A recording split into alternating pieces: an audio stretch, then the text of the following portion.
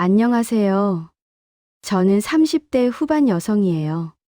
누구에게도 말 못할 저희 고민을 들려드릴게요. 6개월 전 겨울이었어요. 시아버지가 퇴근길에 교통사고를 당하셨죠. 병원 응급실로 실려가신 시아버지를 보며 가족들은 모두 넋을 잃었어요. 의사가 나와서 설명하는 내용을 듣는 순간 저는 다리에 힘이 풀려 주저앉을 뻔했죠. 하반신 마비라는 진단이었거든요.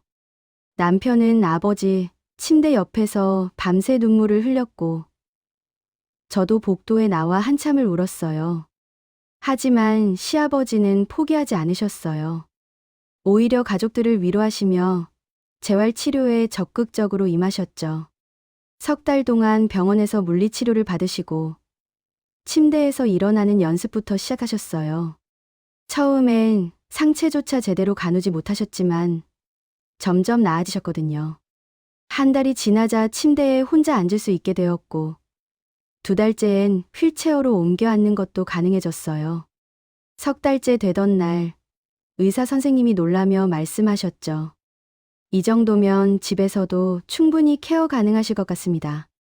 회복 속도가 정말 빠르시네요. 가족들은 모두 기뻐했어요. 드디어 시아버지를 집으로 모실 수 있게 된 거였죠. 퇴원하던 날 저는 집안 구석구석을 청소하고 시아버지 방을 새로 정리했어요. 휠체어가 다니기 편하도록 가구, 배치도 바꾸고 침대 옆엔 필요한 물건들을 가득 준비해뒀죠. 하지만 완전히 회복된 건 아니었어요. 시아버지는 여전히 혼자서 걷기 어려웠고 일어서는 것조차 힘들어 하셨거든요. 화장실 가는 것도 누군가 부축해야 했고 옷 갈아입는 것도 도움이 필요했어요. 그래서 아들과 제가 자연스럽게 역할을 나눴죠. 아들은 회사에서 돌아오면 아버지를 씻겨드리는 일을 맡았고 저는 낮 시간 동안 식사 준비와 청소, 빨래를 담당했어요. 처음엔 모두가 조심스러웠어요. 시아버지도 아들에게 폐를 끼치는 것 같아 미안해하셨고 저도 어떻게 대해야 할지 몰라 어색해했죠. 하지만 며칠이 지나자 점점 익숙해졌어요. 아침이면 제가 시아버지 방문을 두드리고 아침 식사를 챙겨드렸고 저녁이면 아들이 아버지와 함께 TV를 보며 이런저런 이야기를 나눴어요. 그렇게 한 달이 지나고 2달이 지났어요. 집안은 평온해 보였어요. 겉으로 보기엔 아무 문제 없는 가족처럼 보였죠. 시아버지도 점점 밝아지셨고 아들도 아버지가 집에 계시니 안심이라며 웃곤 했어요. 하지만 저 표정을 자세히 들여다보면 뭔가 달랐어요. 아침에 일어나면 눈가가 푸석했고 웃을 때도 어딘가 억지스러워 보였거든요. 매일 반복되는 케어에 조금씩 지쳐가고 있었던 거예요. 남편은 회사 일로 바빠서 집에 있는 시간이 점점 줄어들었고 제가 시아버지를 돌보는 시간은 자꾸만 늘어났죠. 그래도 저는 내색하지 않았어요. 시아버지께 따뜻하게 대했고 남편에게도 괜찮다고 말했거든요. 하지만 마음속 깊은 곳엔 피로와 외로움이 천천히 쌓여가고 있었어요. 그렇게 평범한 일상이 흘러가고 있었어요. 아무도 예상하지 못한 일이 곧 일어날 거라곤 생각하지 못한 채로요. 그 시작은 남편의 갑작스런 출장 소식이었어요. 그날 저녁이었어요. 남편이 퇴근하자마자 집에 들어서며 말했죠. 여보, 미안한데 내일부터 일주일 정도 출장 가야 될 것 같아. 저는 설거지하던 손을 멈췄어요. 일주일이나요? 갑자기요? 응, 갑자기 프로젝트에 문제가 생겨서. 정말 미안해. 저는 괜찮다고 대답했지만 속으론 당황스러웠어요. 남편이 없으면 시아버지를 씻겨드리는 일도 자신이 해야 했거든요. 지금까지 한 번도 해본 적이 없는 일이었죠. 그날 밤 저는 잠이 오지 않았어요. 내일부터 어떻게 해야 할지 머릿속이 복잡했거든요. 다음 날 아침 남편은 서둘러 짐을 챙겨 집을 나섰어요. 저는 현관까지 배웅하고 돌아와 한숨을 쉬었죠. 하루 종일 집안일을 하며 시아버지께 식사를 챙겨드렸어요. 시아버지도 아들이 출장 간 걸 아시고 미안해 하셨죠. 며느리한테 폐를 끼치게 됐네. 미안하다. 아니에요, 아버님. 걱정 마세요. 저녁 시간이 되자 저는 점점 긴장되기 시작했어요. 시아버지를 씻겨드려야 하는 시간이 다가오고 있었거든요. 저녁 식사를 마치고 설거지를 하는데 손이 자꾸 떨렸어요. 시계를 보니 8시가 넘어가고 있었죠.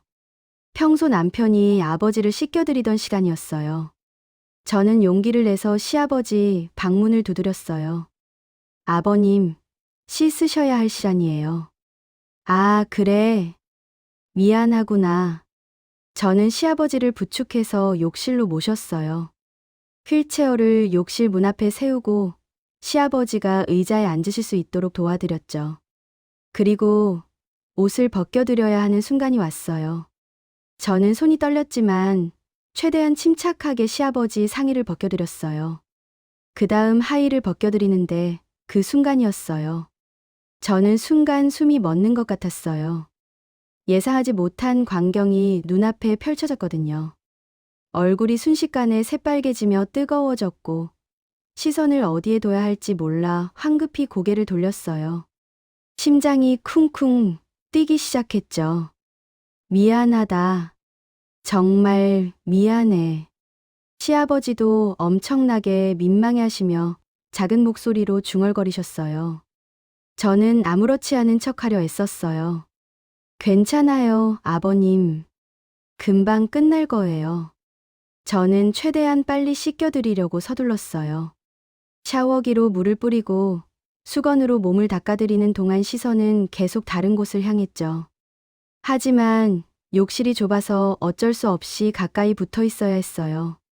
저는 숨소리조차 조심스러워졌고 손은 계속 떨렸거든요. 10분 정도 지났을까요?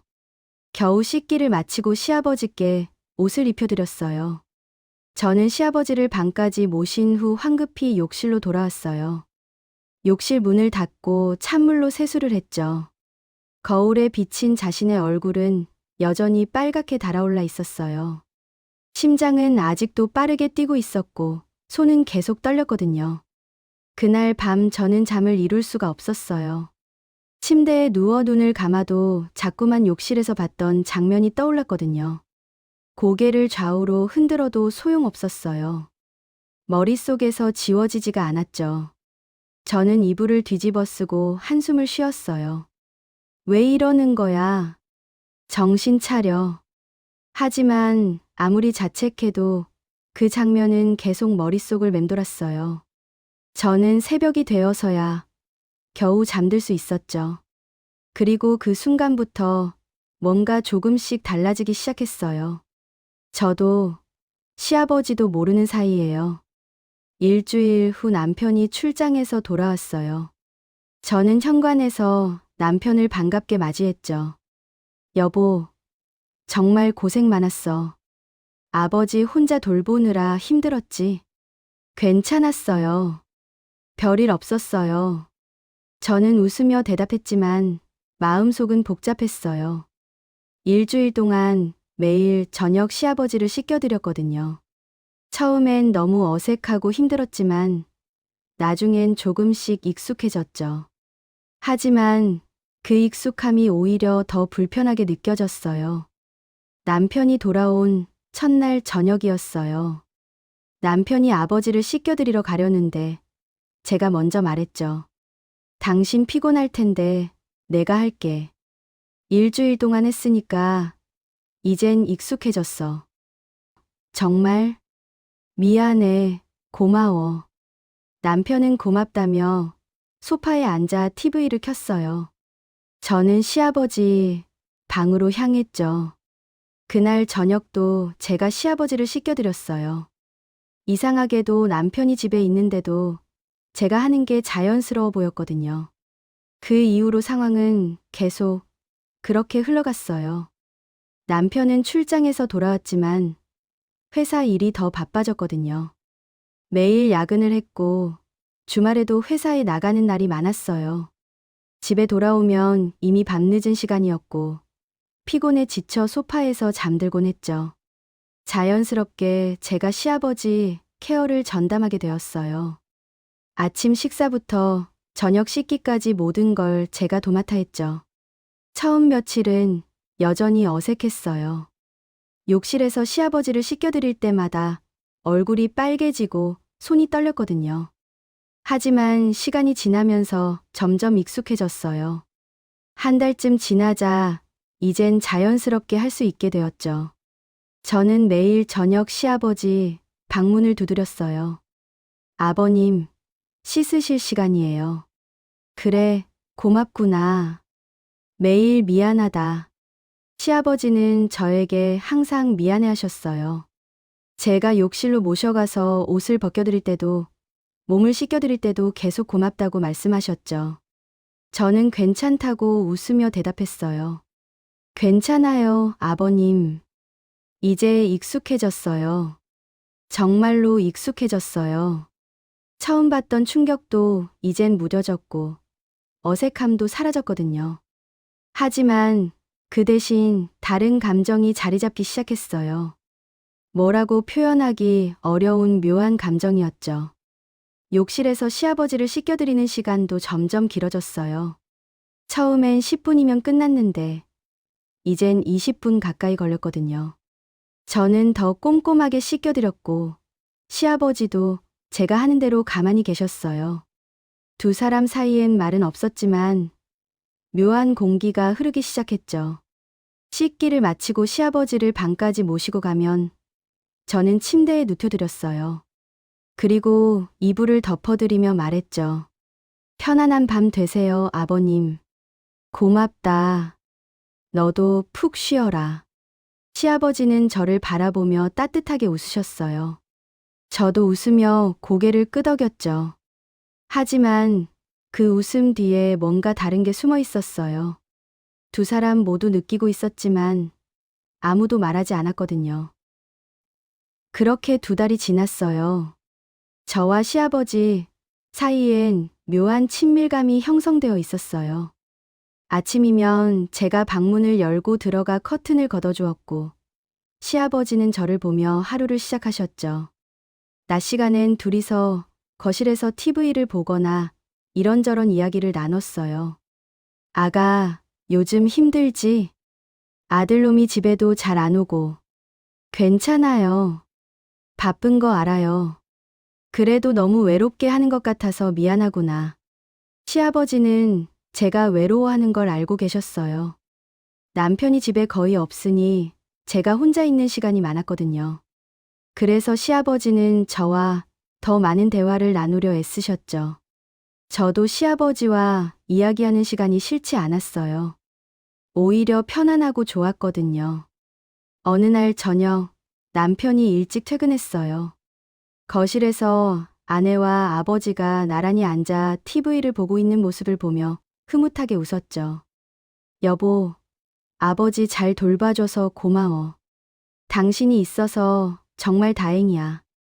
당연한 거예요. 남편은 아내가 아버지를 잘 돌봐주는 걸 대견해했어요. 덕분에 자신은 일에 집중할 수 있었고 아버지도 편안해 보였거든요. 남편은 아무것도 눈치채지 못했어요. 아내와 아버지 사이에 조금씩 달라지고 있는 공기를요. 그날 밤 저는 시아버지를 씻겨드리러 갔어요. 평소처럼 욕실로 모시고 가서 옷을 벗겨드렸죠. 하지만 오늘은 뭔가 달랐어요. 저 손이 평소보다 더 천천히 움직였고 시아버지를 바라보는 눈빛도 달랐거든요. 시아버지도 저를 가만히 쳐다봤어요. 두 사람 사이에 말은 없었지만 공기는 점점 무거워졌죠. 씻기를 마치고 시아버지를 방까지 모셔갔어요. 제가 이불을 덮어드리려는데 시아버지가 저 손을 살짝 잡았어요. 아가, 정말 고맙다. 저는 가슴이 두근거렸어요. 시아버지 손이 따뜻했고 그 온기가 손에서 온몸으로 퍼져나가는 것 같았거든요. 저는 당황해서 손을 빼려 했지만 시아버지가 놓아주지 않았어요. 잠시 후 시아버지가 손을 놓으며 말했죠. 편히 쉬어라. 네. 아버님도요. 저는 방을 나와 문을 닫았어요. 창문에 서서 한참을 멍하니 있었죠. 손바닥엔 아직도 시아버지 손의 온기가 남아있는 것 같았어요. 저는 자신의 손을 바라보며 깊은 한숨을 쉬었어요. 뭔가 잘못되어 가고 있다는 걸 느꼈지만 어떻게 해야 할지 몰랐거든요. 그 이후로 저희 태도가 조금씩 달라졌어요. 전에는 시아버지가 씻을 시간이라고 말씀하시면 제가 준비했는데 이젠 제가 먼저 말하기 시작했거든요. 저녁 8시만 되면 제가 시아버지 방으로 갔어요. 아버님, 씻으러 가실까요? 그래, 고맙구나. 시아버지도 이젠 그 시간을 기다리시는 것 같았어요. 8시가 가까워지면 시아버지는 TV를 보면서도 자꾸 문 쪽을 쳐다보셨거든요. 제가 문을 두드리는 소리가 들리면 얼굴에 미소가 번졌죠. 두 사람 모두 그 시간을 의식하고 있었어요. 욕실에서 보내는 시간도 점점 길어졌어요. 예전엔 20분이면 끝났는데 이젠 30분이 넘게 걸렸거든요. 저는 더 천천히 씻겨드렸고 시아버지도 서두르지 않으셨어요. 오히려 그 시간을 즐기시는 것처럼 보였죠. 씻기를 마치고 시아버지를 방으로 모셔가면 저는 곧바로 나가지 않았어요. 침대 옆에 앉아 이런저런 이야기를 나누기 시작했거든요. 처음엔 간단한 안부였지만 점점 깊은 이야기로 이어졌어요. 아가, 요즘 표정이 안 좋아 보이는구나. 무슨 일 있니? 아니에요. 괜찮아요. 아니야. 내가 봐도 힘들어 보여. 우리 아들놈이 너무 집에 안 오지? 저는 처음엔 괜찮다고 부인했지만 시아버지가 계속 물으시자 결국 입을 열었어요. 사실 요즘 좀 외로워요. 남편이 집에 거의 안 와서요. 그렇구나. 미안하다. 아버님이 미안해하실 일은 아니에요. 원래 남편이 일을 중요하게 생각하는 사람이라서요. 저는 남편 이야기를 꺼내자 쌓여있던 감정이 터져나왔어요. 남편과의 관계가 소원해진 지 오래라는 걸 넌지시 털어놓기 시작했죠. 결혼하고 처음 몇 년은 괜찮았는데 요즘엔 대화도 거의 안 해요. 집에 와도 피곤하다며 바로 자버리고 주말에도 회사 가고요. 우리 둘만의 시간이 언제였는지 기억도 안 나요. 그랬구나. 내가 몰랐네. 우리 아들놈이 참 미안하다. 시아버지는 진심으로 미안해하셨어요. 아들이 가정에 소홀한 걸 인정하셨거든요. 내가 아들을 그렇게 키운 것 같아 미안하구나. 일만 중요하게 생각하고 가족은 뒷전인 사람으로 만들어버렸어. 아니에요, 아버님. 아버님 잘못이 아니에요. 저는 시아버지가 자책하시는 게 안타까웠어요. 오히려 시아버지는 자신의 이야기를 들어주는 유일한 사람이었거든요. 남편은 자신의 외로움을 전혀 모르고 있었고 친구들에게도 이런 이야기는 할 수가 없었죠. 하지만 시아버지는 달랐어요. 자신의 마음을 이해해 주시는 것 같았거든요. 그날 이후로 두 사람은 매일 밤 더 깊은 대화를 나눴어요. 저는 결혼 생활의 외로움을 털어놓았고 시아버지는 조용히 들어주셨어요. 때론 저 손을 잡으며 위로해 주셨죠. 힘들었겠구나. 혼자 참느라 많이 외로웠을 거야. 괜찮아요. 이렇게 들어주셔서 고마워요. 저는 시아버지와 이야기를 나누는 시간이 점점 좋아졌어요. 남편에게도 못했던 이야기를 시아버지에게는 할 수 있었거든요. 시아버지도 저와 대화하는 시간을 소중하게 여기셨어요. 아들이 소홀히 한 저를 자신이라도 위로해주고 싶으셨던 거죠. 그렇게 한 달이 더 지났어요. 어느 날 저녁 제가 시아버지를 씻겨드리고 있었어요. 평소처럼 욕실에서 시아버지 등을 닦아드리는데 오늘은 뭔가 달랐어요. 저 손이 평소보다 천천히 움직였고 더 오래 머물렀거든요. 시아버지 어깨를 닦아드릴 때도 등을 씻겨드릴 때도 손이 부드럽게 스쳤죠. 시아버지도 느끼셨어요. 저 손길이 예전과 다르다는 거려. 더 따뜻하고 더 조심스럽고 더 오래 머무른다는 걸 알아채셨죠. 시아버지는 가만히 앉아 계셨지만 심장이 빠르게 뛰기 시작했어요. 제가 시아버지 팔을 씻겨드리는데 손이 시아버지 손까지 내려왔어요. 그리고 그대로 멈췄죠. 저 손이 시아버지 손 위에 가만히 놓여 있었어요. 시아버지는 저를 쳐다봤고 저도 시아버지를 바라봤어요. 잠시 침묵이 흘렀어요. 욕실엔 물소리만 들렸고 두 사람은 말없이 서로를 바라봤죠. 그때 시아버지가 천천히 손을 움직여 저 손을 가만히 잡았어요. 저는 손을 빼지 않았어요. 오히려 시아버지 손을 더 꽉 쥐었죠. 두 사람은 그렇게 한참을 서로를 바라봤어요. 누구도 먼저 말을 꺼내지 않았지만 서로의 마음은 이미 알고 있었어요. 저 눈엔 눈물이 맺혔고 시아버지 눈빛도 흔들렸거든요. 하지만 아무도 그 침묵을 깨지 않았어요. 한참 후 제가 조용히 손을 놓았어요. 그리고 아무 말 없이 씻기를 마저 끝냈죠. 시아버지를 방까지 모시고 가서 이불을 덮어드렸어요. 평소처럼 인사를 하고 방을 나왔지만 저 손은 계속 떨리고 있었어요. 그날 밤 저는 침대에 누워 천장을 바라봤어요. 옆에선 남편이 피곤한지 벌써 코를 골고 있었죠. 저는 자신의 손을 바라봤어요. 조금 전 시아버지 손을 잡았던 그 손을요. 아직도 시아버지 손에 온기가 남아있는 것 같았어요. 나 지금 뭐 하는 거지? 저는 작은 목소리로 중얼거렸어요. 하지만 대답은 돌아오지 않았고 남편의 코 고는 소리만 들렸죠. 저는 눈을 감았지만 잠은 오지 않았어요. 머릿속은 복잡했고 가슴은 답답했거든요. 뭔가 선을 넘어서는 안 되는데 이미 넘어가고 있다는 걸 느꼈어요. 그로부터 일주일 후였어요. 남편이 또다시 출장을 간다고 했죠. 여보, 미안한데 이번엔 2주 정도 걸릴 것 같아. 큰 프로젝트라서 어쩔 수가 없어. 또요? 지난달에도 갔다 왔잖아요. 알아. 미안해. 근데 이번엔 정말 중요한 일이라서. 아버지, 잘 부탁할게. 저는 아무 말도 하지 않았어요. 남편은 제가 괜찮다고 생각했는지 짐을 챙기기 시작했죠. 저는 그런 남편을 바라보며 한숨을 쉬었어요. 결국 또 2주일 동안 혼자 집을 지켜야 하는 거였어요. 다음 날 아침 남편이 집을 떠났어요. 저는 현관에서 배웅도 하지 않았죠. 남편은 서둘러 나가며 잘 다녀오겠다고 말했지만 저는 대답하지 않았어요.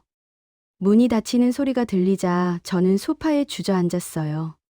또다시 혼자가 되었어요. 아니, 정확히는 시아버지와 둘만 남게 된 거였죠. 저는 복잡한 마음으로 시아버지 방을 바라봤어요.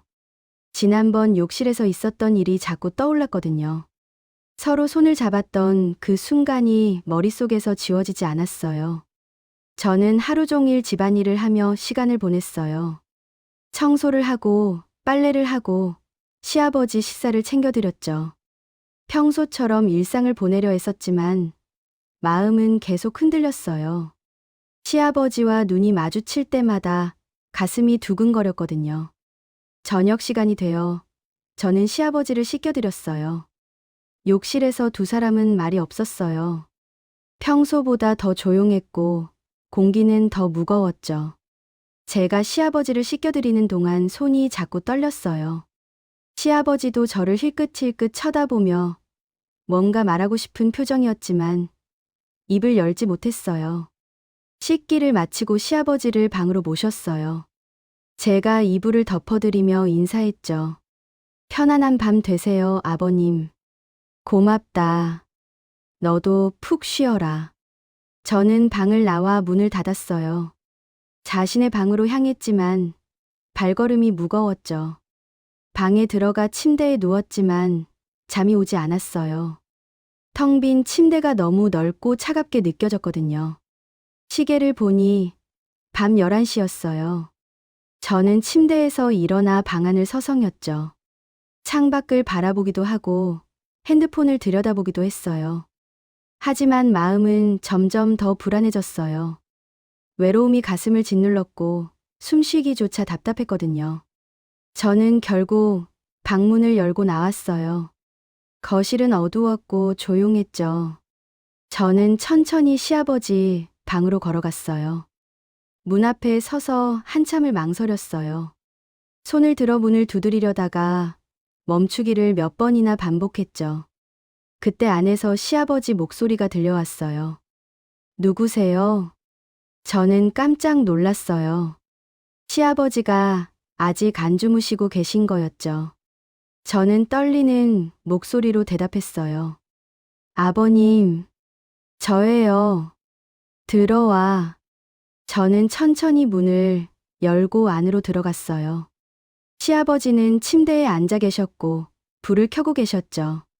저를 보시며 조용히 물으셨어요. 잠이 안 오니? 네. 아버님도 그러신가 봐요. 그러게.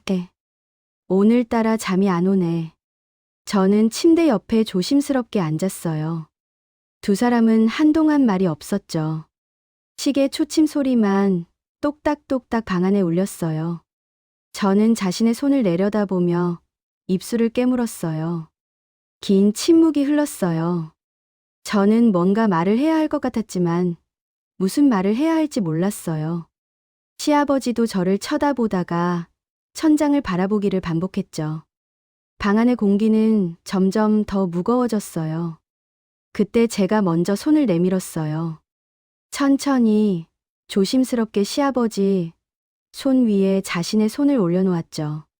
시아버지는 저를 바라봤어요. 저도 시아버지를 똑바로 쳐다봤고요. 시아버지가 저 손을 꽉 잡았어요. 두 사람 손 모두 떨리고 있었죠. 저 눈에 눈물이 고였고 시아버지 눈빛도 흔들렸어요. 하지만 아무도 손을 놓지 않았어요. 아가야, 아버님. 두 사람은 서로의 이름을 부르는 것만으로도 벅찼어요. 더 이상 말은 필요 없었거든요. 서로의 손을 잡고 있는 것만으로 모든 게 전해졌죠. 외로움, 그리움, 위로, 그리고 넘어서는 안 되는 선에 대한 두려움까지요. 저는 시아버지 손을 더 꽉 쥐었어요. 시아버지도 저 손을 놓지 않았죠. 두 사람은 그렇게 한참을 앉아 있었어요. 말없이 그저 서로의 손을 잡은 채로요. 그날 밤 무슨 일이 있었는지는 아무도 몰라요. 다만 다음 날 아침 저는 평소보다 늦게 일어났고 시아버지 방문은 닫혀 있었죠. 저는 주방에서 아침 식사를 준비하며 멍하니 서 있었어요. 손에는 계란이 들려 있었지만 시선은 허공을 바라보고 있었거든요. 그 순간부터 두 사람 사이엔 뭔가 돌이킬 수 없는 일이 시작되고 있었어요. 선을 넘었는지 아니면 아직 넘지 않았는지조차 분명하지 않았지만요. 다만 확실한 건 어젯밤 이후 두 사람 모두 변했다는 거였어요. 그날 밤 이후 모든 게 달라졌어요. 저와 시아버지 사이에 보이지 않는 선이 완전히 무너져 버렸거든요.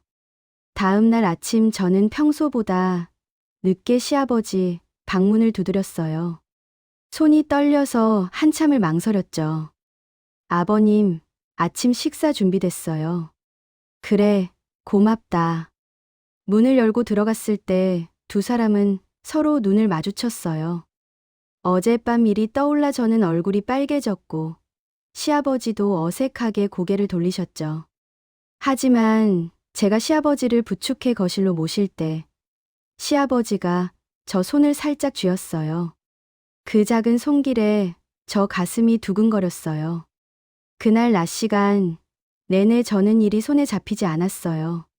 설거지를 하다가 멍하니 서 있기도 하고 청소를 하다가 시아버지 방문을 쳐다보기도 했죠. 시아버지도 거실에 앉아 계셨지만 TV에 집중하지 못하셨어요.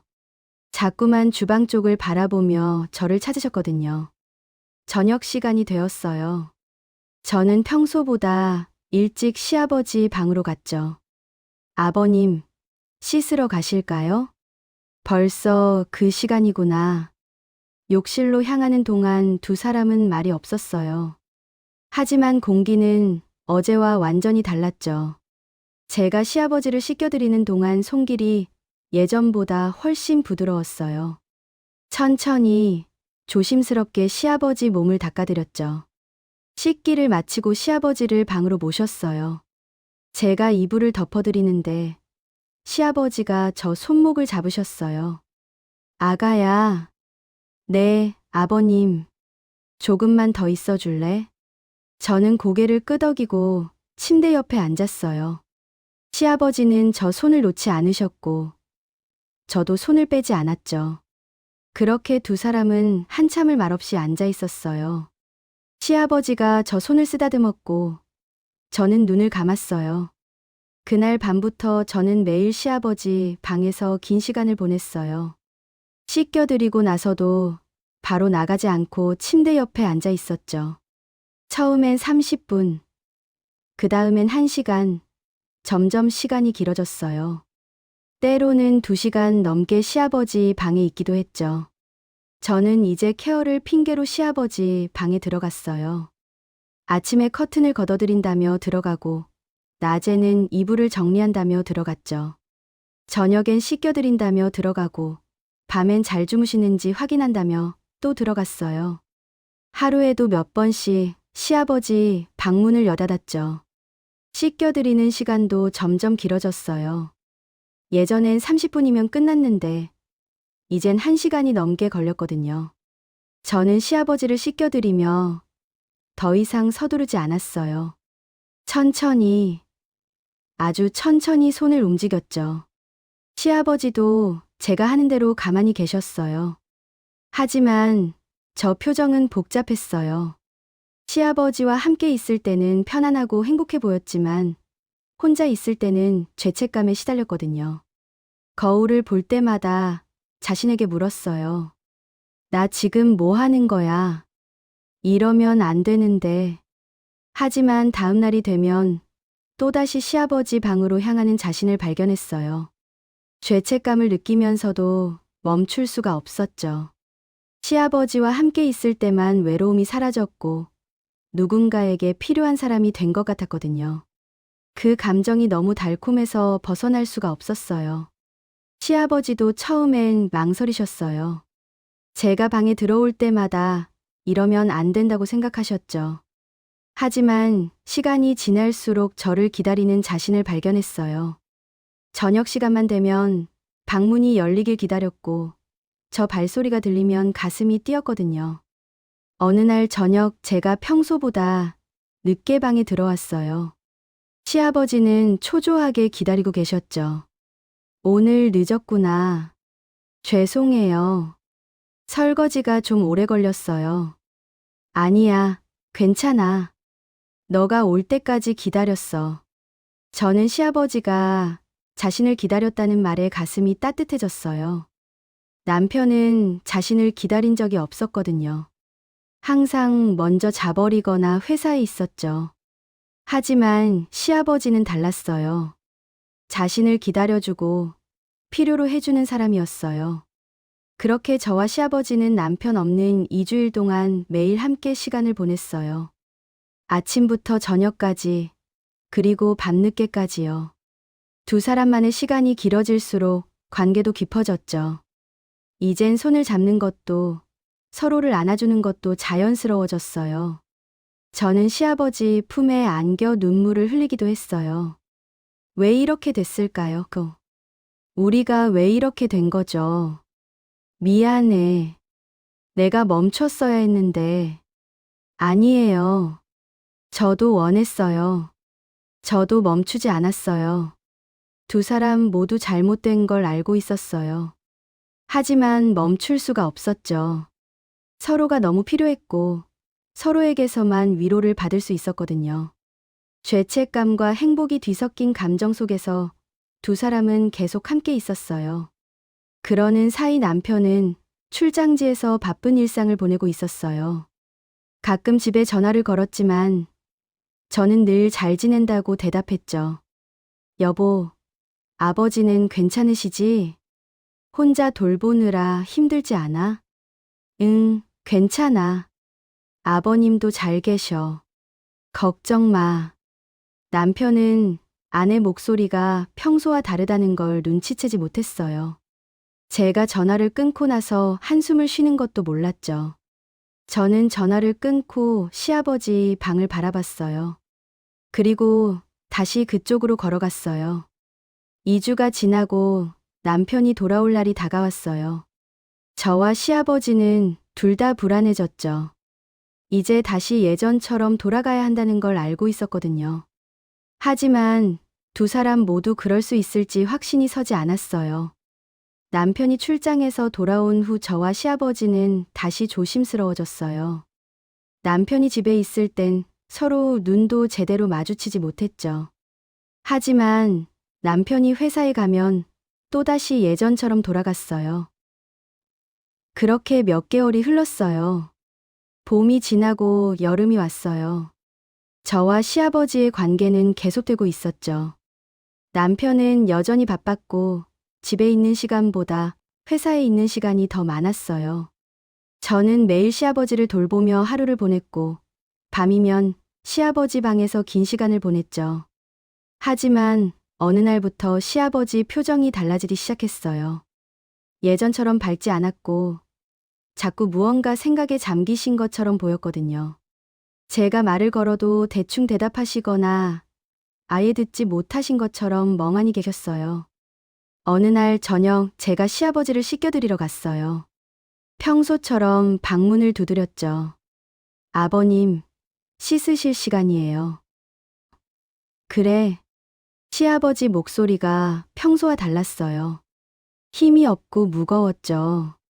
저는 이상한 느낌이 들었지만 욕실로 시아버지를 모셨어요. 욕실에서 시아버지를 씻겨드리는 동안에도 시아버지는 말이 없으셨어요. 제가 등을 닦아드려도 팔을 씻겨드려도 아무 반응이 없었죠. 그저 멍하니 앞을 바라보고만 계셨어요. 저는 불안해지기 시작했어요. 아버님, 어디 불편하세요? 몸이 안 좋으신가요? 아니야. 괜찮아. 하지만 괜찮아 보이지 않았어요. 시아버지 얼굴엔 깊은 그늘이 드리워져 있었고 눈빛도 흐려져 있었거든요. 저는 씻기를 마치고 시아버지를 방으로 모셨어요. 침대에 눕혀드리고 이불을 덮어드렸는데 시아버지가 갑자기 중얼거리셨어요. 이러면 안 되는데. 네. 뭐라고 하셨어요? 이러면 안 되는데. 우리가 이러면 안 되는 건데. 저는 가슴이 철렁했어요. 시아버지가 무슨 말을 하시려는지 알 것 같았거든요. 저는 침대 옆에 앉으며 조심스럽게 물었어요. 왜 갑자기 그러세요? 무슨 일 있으세요?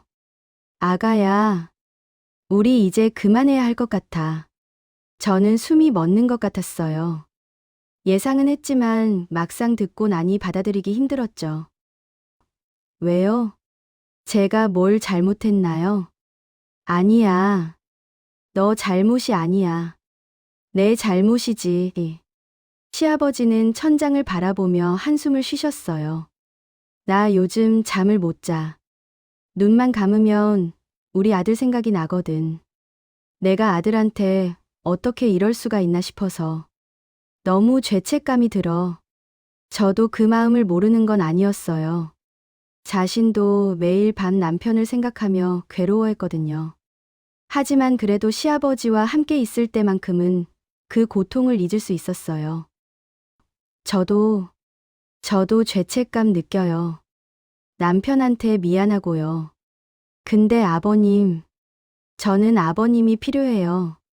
아가야, 저는 시아버지 손을 잡으려 했지만 시아버지가 손을 거두셨어요.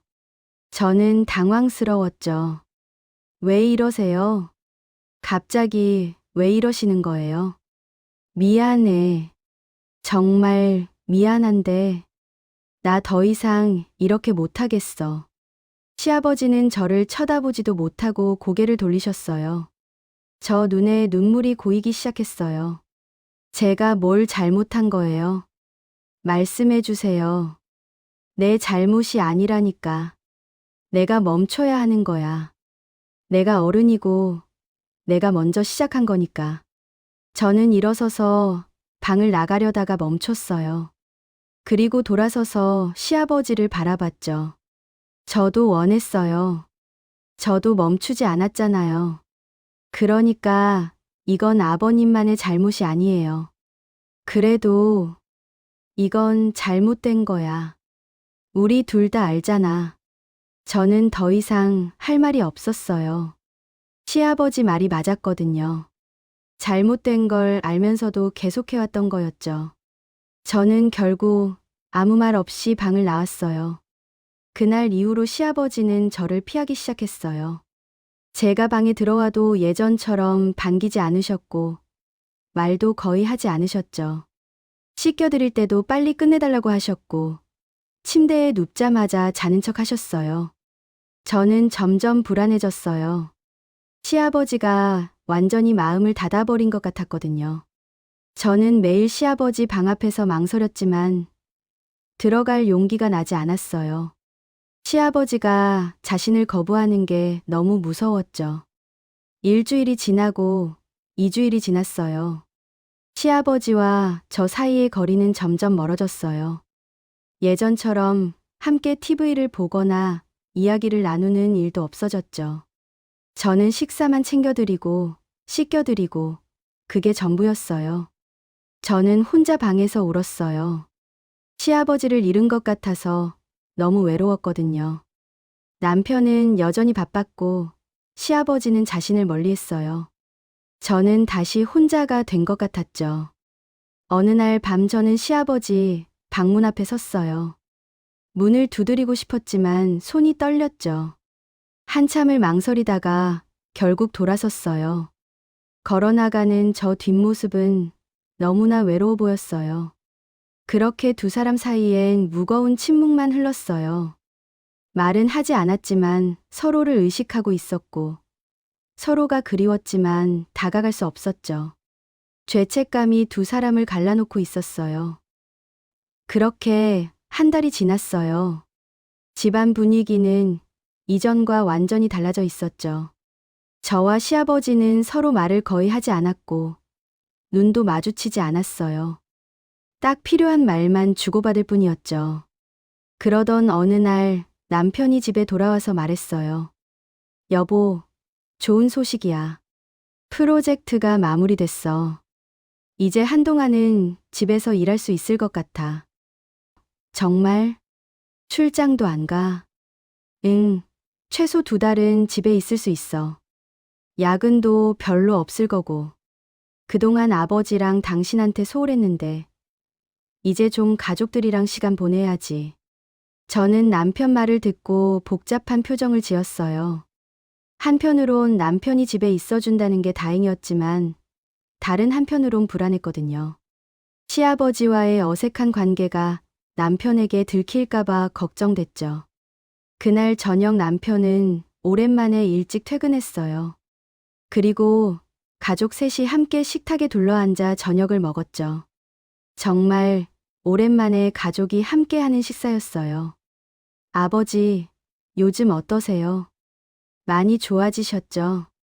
응, 괜찮아. 제가 잘 돌봐줘서. 여보, 정말 고마워. 내가 너무 바빴는데 당신이 아버지 잘 돌봐줘서. 저는 억지로 웃으며 고개를 끄덕였어요. 하지만 시아버지와 눈이 마주치자 고개를 돌렸죠. 시아버지도 저를 쳐다보다가 시선을 피하셨어요. 남편은 그런 두 사람의 미묘한 분위기를 전혀 눈치채지 못했어요. 오히려 기분이 좋아 보였죠. 이제 한동안은 제가 아버지 돌볼게요. 여보는 좀 쉬어. 그동안 너무 고생했잖아. 괜찮아. 익숙해졌어. 아니야. 내가 해야지. 오늘부터 제가 아버지 씻겨드릴게요. 저는 가슴이 답답해졌어요. 남편이 시아버지를 돌보겠다는 건 좋은 일이었지만 왠지 시아버지와 완전히 멀어지는 것 같았거든요. 시아버지도 복잡한 표정으로 아들을 바라보셨어요. 저녁 식사 후 세 사람은 거실에 앉아 TV를 봤어요. 남편은 가운데 앉았고 한쪽엔 저, 다른 한쪽엔 시아버지가 계셨죠. 남편은 편안하게 TV를 보며 웃었지만 저와 시아버지는 불편해 보였어요. 저는 자꾸 시아버지 쪽을 힐끗거렸고 시아버지도 저를 의식하고 계셨어요. 하지만 남편이 중간에 있어서 서로 쳐다볼 수도 없었죠. 남편은 그런 분위기를 전혀 모른 채 행복해 보였어요. 이렇게 셋이 함께 있으니까 좋네요. 앞으로 자주 이래야겠어요. 저는 대답 대신 억지로 웃었고 시아버지는 고개만 끄덕이셨어요. TV 프로그램이 끝나갈 무렵 시아버지가 갑자기 입을 여셨어요. 아들아. 네, 아버지. 시아버지는 저와 아들을 번갈아 바라보셨어요. 표정이 심각했고 무언가 결심한 듯한 눈빛이었죠. 저는 불안한 마음에 시아버지를 쳐다봤어요. 나 요양원 알아봐야 할 것 같다. 순간 거실이 조용해졌어요. 남편은 깜짝 놀라 아버지를 쳐다봤고 저는 숨이 멎는 것 같았죠. 네, 요양원이요. 갑자기 왜요? 집에서 너희한테 계속 폐만 끼치는 것 같아서. 이제 요양원 가는 게 나을 것 같아. 무슨 말씀이세요? 폐 끼치는 게 아니에요. 여기가 아버지 집인데요. 저는 시아버지를 바라봤어요. 시아버지도 저를 쳐다봤죠. 두 사람 눈이 마주쳤지만 금방 시선을 돌렸어요. 저는 시아버지가 왜 갑자기 요양원 이야기를 꺼냈는지 알 것 같았어요. 자신들의 관계 때문이라는 거려. 시아버지는 이렇게라도 해서 저와 거리를 두려는 거였죠. 저는 가슴이 아팠지만 아무 말도 할 수가 없었어요. 남편은 시아버지를 설득하려 했어요. 1시간 넘게 이야기를 나눴지만 시아버지 마음은 변하지 않으셨죠. 아버지, 정말 집에서 불편하세요? 뭐가 문제인지 말씀해 주세요. 제가 고칠게요. 아니야. 너희가 잘못한 게 아니야. 그냥 내가 너희한테 짐이 되는 것 같아서. 무슨 짐이에요? 아버지가 어떻게 짐이 되세요? 저는 옆에서 가만히 듣고만 있었어요. 입을 열고 싶었지만 뭐라고 말해야 할지 몰랐거든요. 시아버지가 저를 힐끗 쳐다보셨지만 저는 고개를 숙였어요. 아들아, 내 마음 알아줘. 요양원 가는 게 나한테도 좋을 것 같아. 거기 가면 친구들도 사귀고 전문적인 케어도 받을 수 있잖아. 그래도 저희가 모시고 싶은데 너 마음은 고맙다. 하지만 내 결정이니까 존중해줘. 남편은 더 이상 말을 이어가지 못했어요. 아버지 표정이 너무 단호하셨거든요. 결국 남편은 한숨을 쉬며 고개를 끄덕였죠. 알겠습니다. 아버지가 원하시면 내일부터 요양원 알아볼게요. 시아버지는 고개를 끄덕이셨어요. 저는 가슴이 무너지는 것 같았지만 겉으로는 아무렇지 않은 척했죠. 그날 밤 남편은 일찍 잠들었지만 저는 잠을 이룰 수가 없었어요. 시계를 보니 새벽 3시였어요. 저는 결국 침대에서 일어나 방을 나와서 시아버지 방 앞에 섰어요. 문틈 사이로 불빛이 새어나오고 있었어요. 시아버지도 잠들지 못하고 계신 거였죠. 저는 조용히 문을 두드렸어요. 들어와. 제가 문을 열고 들어가자 시아버지는 침대에 앉아 계셨어요. 창밖을 바라보고 계셨는데 저를 보시고는 눈을 감으셨죠. 아버님, 잠 안 오세요? 응, 너도 그런가 보구나. 저는 침대 옆에 조심스럽게 앉았어요. 한동안 둘 다 말이 없었죠. 창밖엔 어둠만 가득했고 방 안엔 무거운 침묵만 흘렀어요. 정말 가시려는 거예요? 저 목소리가 떨렸어요. 시아버지는 천천히 고개를 끄덕이셨죠. 그래야 해. 왜요? 제가 잘못해서 그런 거예요. 아니야. 너 잘못이 아니야. 시아버지는 저를 바라보셨어요. 저 눈엔 이미 눈물이 가득 고여 있었죠. 이러면 안 되는 거 알잖아. 우리 둘 다. 저도 알아요. 저는 울먹이며 대답했어요. 근데 아버님이 가시면 전 어떡해요? 전 또 혼자가 되는 거잖아요. 아가, 넌 혼자가 아니야. 내 남편이 있잖아. 남편은 저를 안 봐요. 일만 중요하고 저는 그냥 집에 있는 사람일 뿐이에요. 저는 참았던 눈물을 흘리기 시작했어요. 시아버지는 저를 보며 가슴이 아팠지만 어쩔 수 없었어요. 그래도 내 아들한테 이럴 순 없어. 내가 어떻게 내 아들의 아내랑 이럴 수가 있어. 시아버지 목소리도 떨렸어요. 나 요즘 밤마다 악몽을 꿔. 아들이 우릴 보고 있는 꿈을요. 그럴 때마다 가슴이 찢어지는 것 같아. 저도 매일 죄책감에 시달려요. 남편 얼굴 볼 때마다 미안해서 눈을 못 마주치겠어요. 두 사람은 서로를 바라보며 울었어요. 시아버지가 천천히 손을 뻗어 저 손을 꼭 잡으셨어요. 저도 시아버지 손을 꽉 쥐었죠. 미안해. 다 내 잘못이야. 내가 어른으로서 멈췄어야 했는데. 아니에요. 저도 원했어요. 저도 멈추지 않았잖아요. 저는 눈물을 닦으며 말했어요. 아버님이 저한테 유일하게 따뜻했던 사람이었어요. 남편은 저를 안 봤지만 아버님은 저를 봐주셨잖아요. 저를 필요로 해주시고 위로해 주셨어요. 나도 너가 유일했어. 아들이 너한테 소홀한 걸 보면서 내가 위로해주고 싶었어. 그게 이렇게 될 줄은 몰랐지. 두 사람은 한참 동안 손을 잡고 울었어요. 말은 하지 않았지만 서로의 마음을 다 알고 있었죠. 사랑했지만 계속할 수 없다는 것도요. 이게 맞는 거야. 내가 떠나는 게. 우리 둘 다 제자리로 돌아가야 해. 네, 알아요. 저는 울면서 고개를 끄덕였어요. 시아버지는 저를 꼭 안아주셨죠. 저도 시아버지를 안았어요.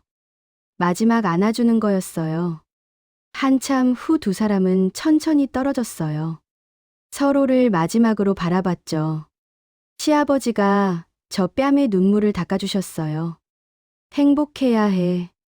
우리 아들이랑 행복하게 살아야 해. 아버님도 건강하셔야 해요.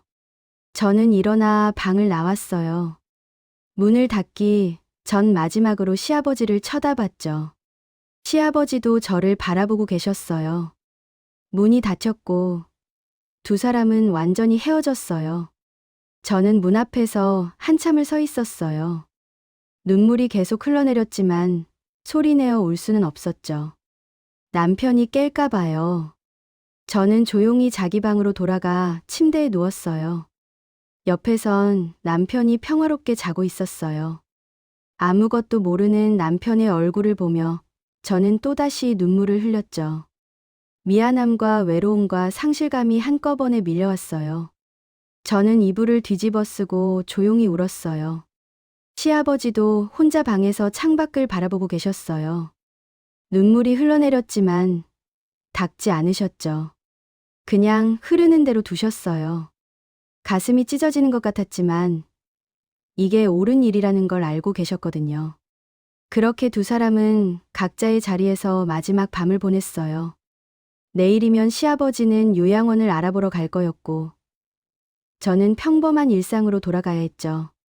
다음 날 아침 남편은 일찍 일어나 요양원을 알아보러 나갔어요. 저는 시아버지께 아침 식사를 챙겨드렸죠. 두 사람은 말이 없었어요. 어젯밤 나눴던 대화가 마지막이었거든요. 제가 식사를 챙겨드리는 동안 시아버지는 저를 쳐다보지 못했어요. 저도 시아버지와 눈을 마주치지 않으려 했었죠. 식사를 마치고 제가 설거지를 하러 가려는데 시아버지가 조용히 말씀하셨어요. 고마웠어. 정말 고마웠어. 저는 고개만 끄덕이고 주방으로 갔어요. 더 이상 눈물을 보이고 싶지 않았거든요. 설거지를 하면서 눈물이 흘러내렸지만 소리는 내지 않았어요. 며칠 후 남편이 좋은 요양원을 찾았다고 했어요. 아버지, 정말 좋은 곳이에요. 시설도 깨끗하고 간호사분들도 친절하시고요. 다음 주에 입소하실 수 있대요. 그래, 잘 됐구나. 저는 아무 말도 하지 않았어요. 그저 고개만 끄덕였죠. 남편은 제가 아버지와 헤어지는 게 슬픈 거라고 생각했어요. 여보, 주말마다 면회 갈 수 있어. 너무 슬퍼하지 마. 응, 알았어. 일주일이 순식간에 지나갔어요.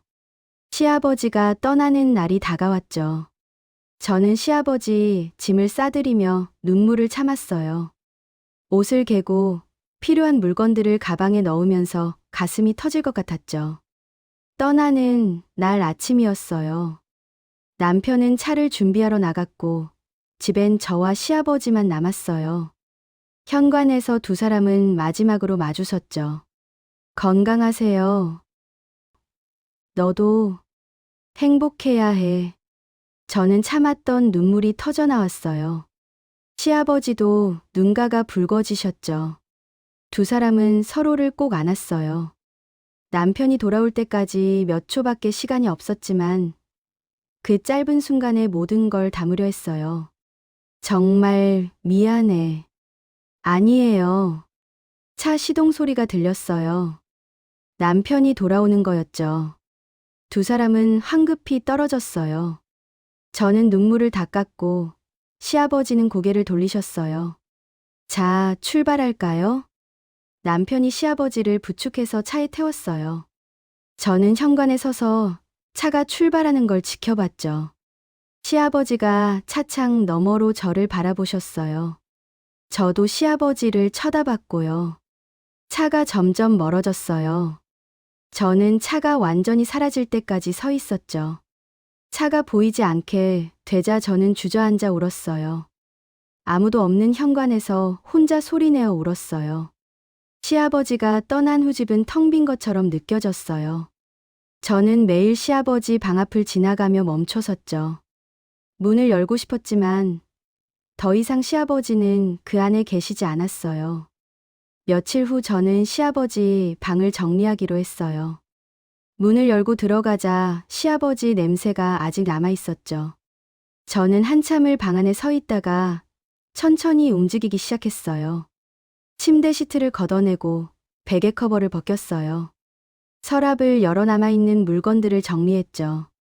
시아버지가 읽으시던 책, 안경, 손때 묻은 시계가 있었어요. 저는 그 물건들을 하나하나 만지며 눈물을 흘렸어요. 옷장을 열자 시아버지 옷들이 가지런히 걸려 있었어요.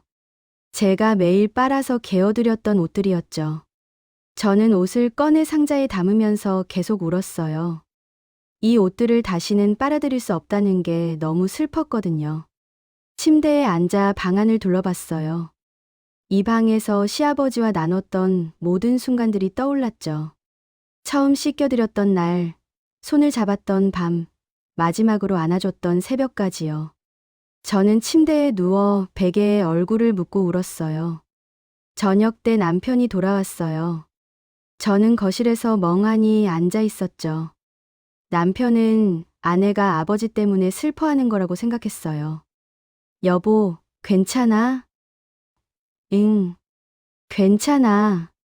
아버지 방 정리했어? 힘들었겠다. 조금. 남편은 아내 옆에 앉아 어깨를 안아줬어요. 고생 많았어. 그동안 아버지 돌보느라 정말 수고했어.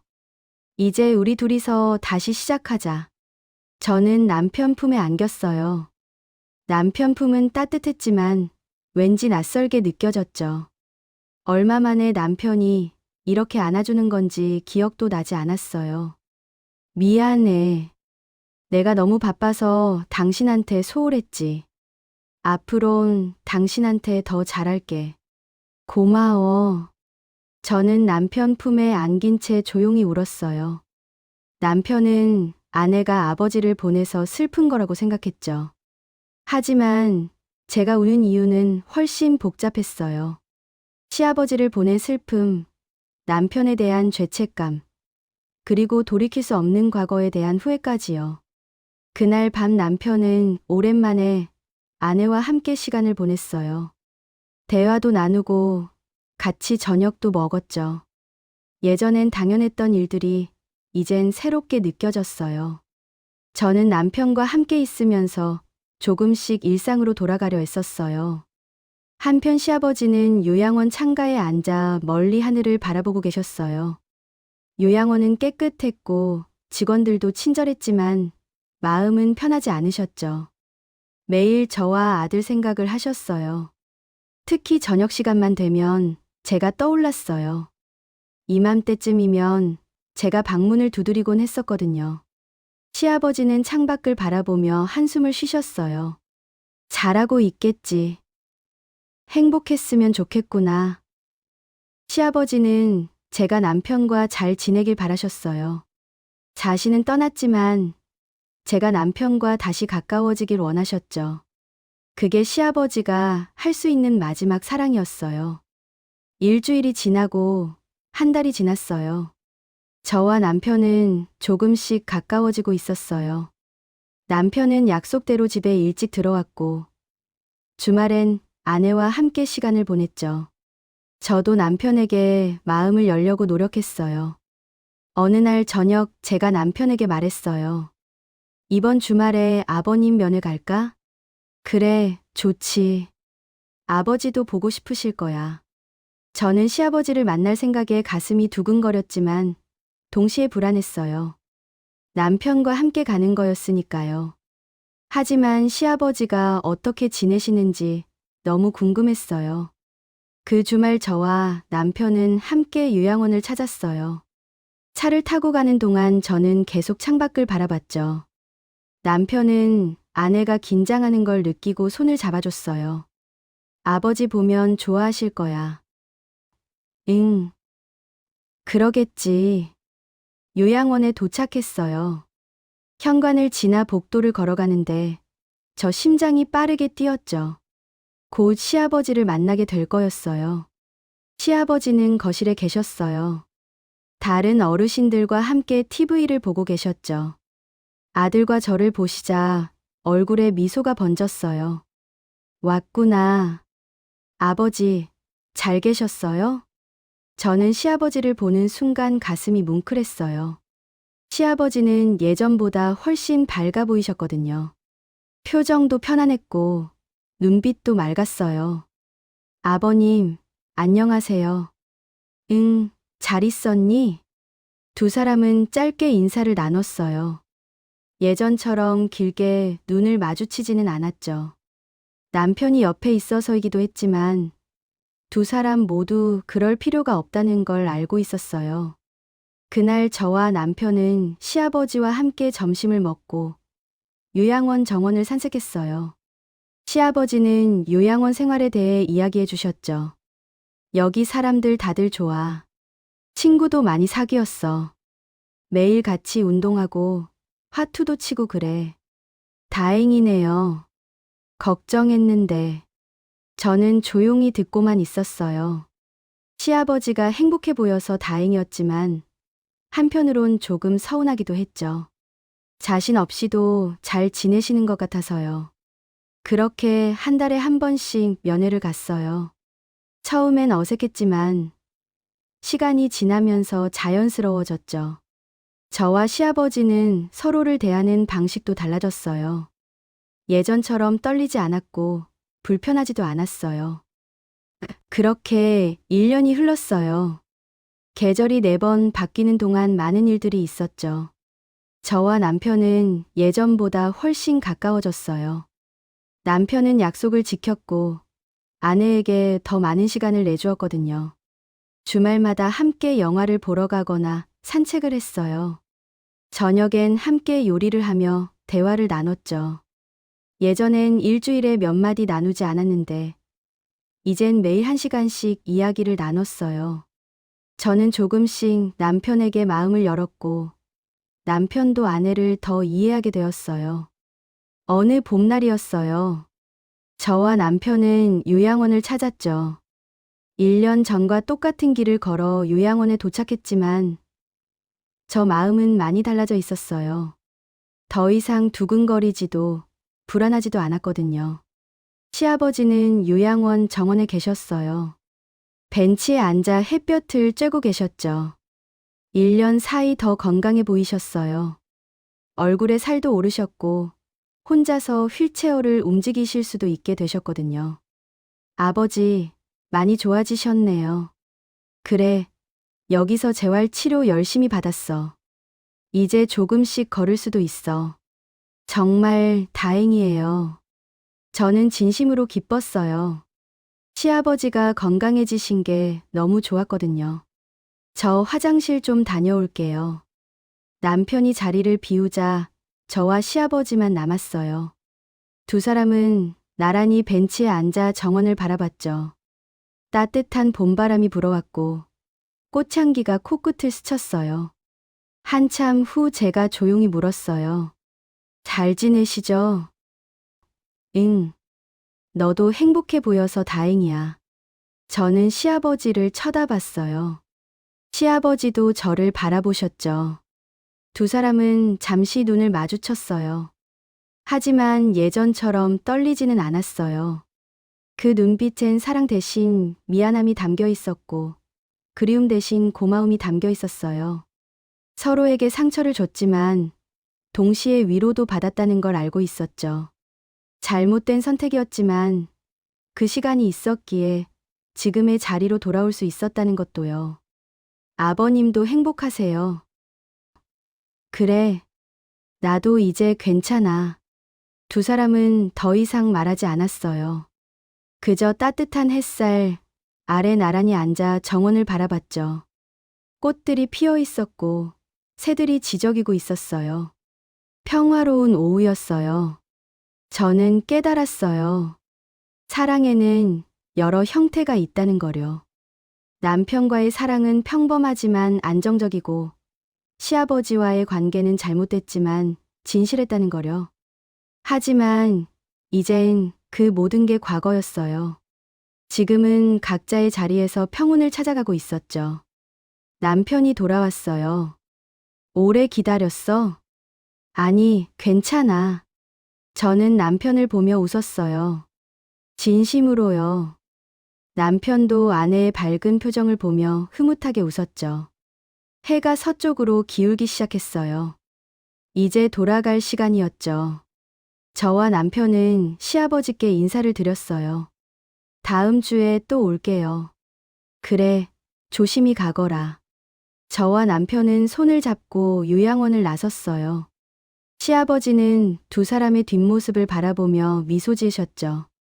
제가 행복해 보여서 마음이 편했어요.